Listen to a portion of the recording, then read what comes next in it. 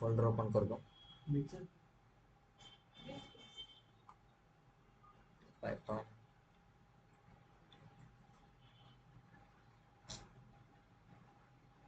आपलं चालू डिजांगो.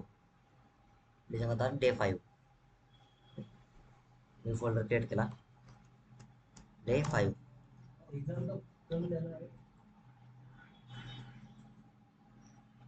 Day 5 open करतो. सीएमडी स्टार्ट करतो. सीएमडी सर रेकॉर्डिंग चालू आहे का? हो. रेकॉर्डिंग ही पहिली कमांड आहे पी वाय -m VNV आणि ENV. ठीक आहे. त्याला माझं ही कमांड टाकली P Y -m VNV ENV. आपलं काय झालं, एन्व्हायरमेंट क्रिएट झालं. त्याला काय करतो मी आता ऍक्टिव्ह करतो. Slash script slash active. ठीक आहे, ऍक्टिव्ह केलं. नंतर डिजांगोला इन्स्टॉल करतो. PIP install.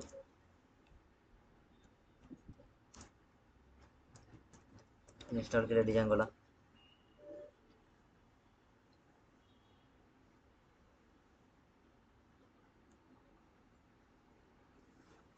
थोडा टाइम लागतो इन्स्टॉलेशनला.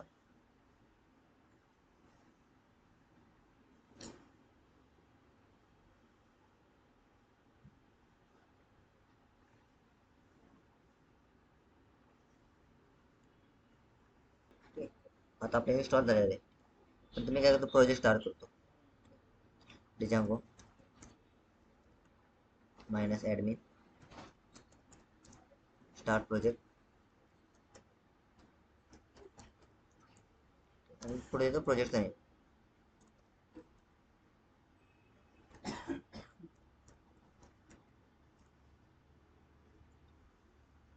झाला माझा प्रोजेक्ट पण क्रिएट झाला. आता code space dot S code पण ओपन झाला. नंतर CD डेमो प्रोजेक्ट जे आपण क्रिएट केलेला आहे त्याच्या आतमध्ये एंट्री घेतो. एक ॲप इन्स्टॉल करतो आता. डिजांगो -admin स्टार्ट ॲप. ठीक आहे.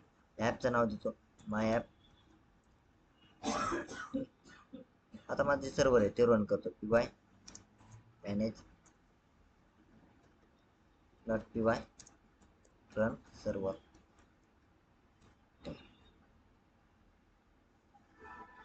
लिंक आली, लिंकला ओपन केलं. ठीक आहे. हा माझा काय झाला, प्रोजेक्ट आला ब्राउझरवर रन झाला. आलो VS कोडमध्ये. डेमो प्रोजेक्टच्या आतमध्ये एक डेमो प्रोजेक्ट आहे तो ओपन केला. आधी मी काय करतो, सेटिंग क्लिअर करून घेतो. स्क्रोल इन्स्टॉल ॲपमध्ये जे पण मी ॲप इन्स्टॉल केलेले. ठीक आहे. माय ॲप त्याला रजिस्टर केलं. स्क्रोल केलं. ठीक आहे. आलो एक टेम्पलेट क्रिएट केला. टेम्पलेट फोल्डर डायरेक्टली डेमो प्रोजेक्टमध्ये आलो.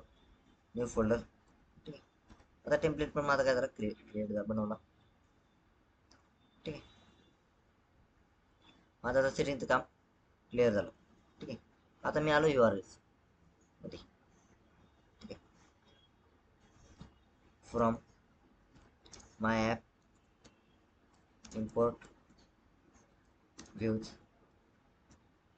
ठीक आहे. व्ह्यूजला इम्पोर्ट केलं जे की आपल्या माय ॲपमध्ये होती. जे आपलं ॲप इन्स्टॉल केलं ना त्याच्या आतमध्ये आपली व्ह्यूज नावाची एक फाईल होती.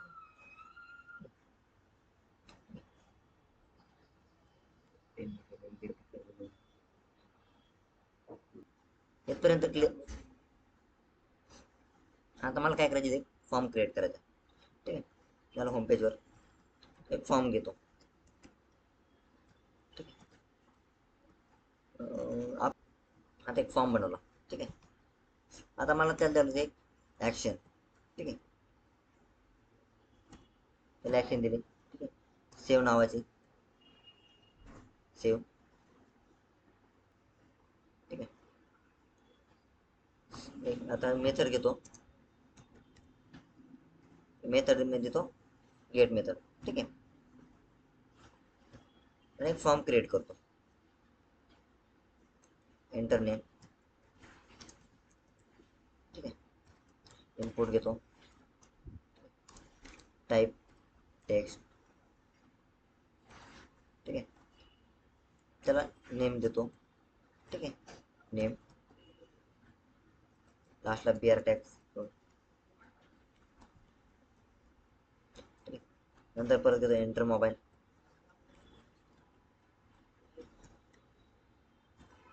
Enter mobile,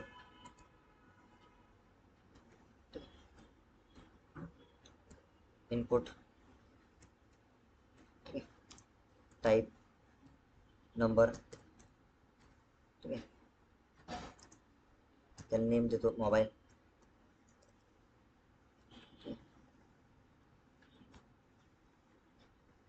BR tag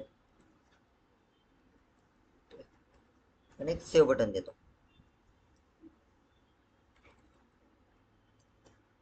button save.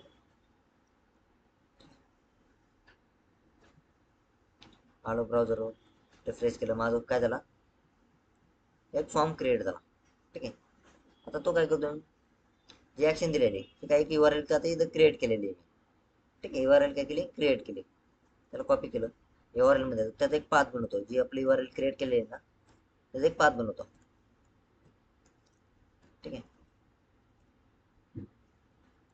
Save slash comma use dot save. ठीक आहे, त्याचं एक फंक्शन बनवतो. आता URL बनवली, पाथ बनवला, आता फंक्शन बनवतो. डेफ सेव, रिक्वेस्ट दिली. ठीक आहे, रिटर्न HTTP रिस्पॉन्स. ठीक आहे, रिस्पॉन्स मध्ये देतो, एक रिस्पॉन्स देतो त्याला, data receive in get method. ठीक आहे, असा एक रिस्पॉन्स दिला. ठीक आहे, आता क्विक फिक्स थ्रू त्या काय करतो, त्याला इम्पोर्ट केला. ठीक आहे, आलो ब्राउझरवर, रिफ्रेश केलं, फॉर्म फिल करतो मी. ठीक आहे, मोबाईल नंबर टाकला, सेव्ह केलं. ठीक आहे, आता गेट मेथडमध्ये असं असतं की आपला जेवढा पण डेटा आहे तो कुठे दिसतो, आपल्या URL मध्ये दिसतो, काय काय डेटा फिल केलेला आहे. ठीक आहे, हा आपला कोणता हे झाला, गेट मेथडचा. पोस्ट मेथड मध्ये आपल्याला डेटा URL मध्ये शो होत नाही. आपली गेट मेथड आहे, ठीक आहे, ते एकदम अशी लोकल आहे. पोस्ट मेथड एकदम सिक्युअर, त्याला सिक्युरिटी असते. कोणी पण थर्ड पार्टीला ही थर्ड पार्टीला आपला डेटा दिसत नाही. ठीक आहे, त्याला फक्त एक URL दिसते.